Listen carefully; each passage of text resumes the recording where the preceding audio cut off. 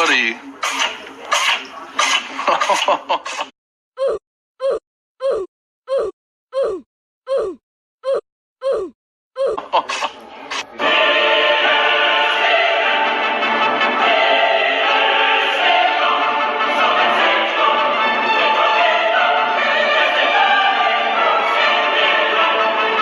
As I walk through the valley of the shadow of death, I take a look at my life and realize